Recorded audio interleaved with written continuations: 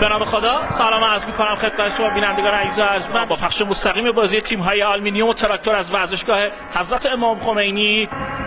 توپ موقتا دور می‌کنن، ارسال توپ، ضربه سر و توپ از بالای دروازه به بیرون رفت. توپ گرفتن قرمز پوشان تراکتور، رضا اسدی پاس پشت مدافعان، موقعیت و تک با تک و توی دروازه گل برای تراکتور.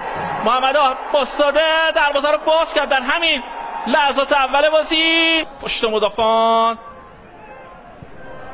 با ضربه سر توپ کاشت برای محمد عباس‌زاده.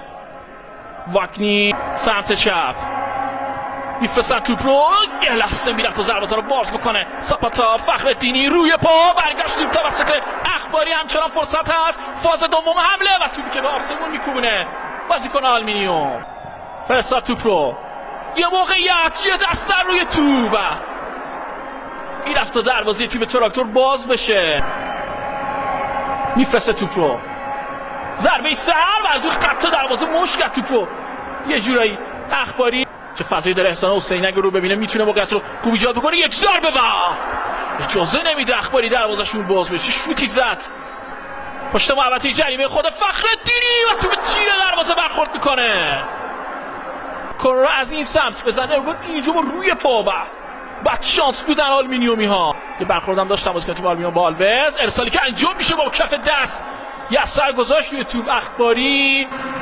تیم غیرت قزاقستان توپ زده، ارسال توپ، موقعیت برای تیم آلومینیوم، هنوز فرصت هست و در اون شلوغی خود شریفات از آلوز عبور میکنه. شریفات با بیرون پا یه نگاه با مراتیل، ارسال توپ، ضربه سر و با کف دست اجازه نداد دروازه‌شون باز بشه. میفرستن توپ رو، یه موقعیت، یه فرصت، همچنان موقعیت دارن، از روی خط توپ برگشت میدن، اعتماد به گل دارن از کادر فنی آلومینیوم. یه بار دیگه سعی نشون ببینیم اینجا چرخشی که داشت مهاجم آلومینیوم. خود رضا اسدی از یه بازیکن عبور میکنه، رضا اسدی و گل دوم 2-0 به نفع تراکتور. قشنگ بیسیم توپ به خودش برد، دروازه رو باز کرد و اینجوری هم خوشحالی میکنن تراکتوری ها. از یک زاویه دیگه صحنه گلی که رضا اسدی به ثمر رسود رو با هم ببینیم. و پایان بازی، پیروزی تراکتور در دیدار برابر آلومینیوم.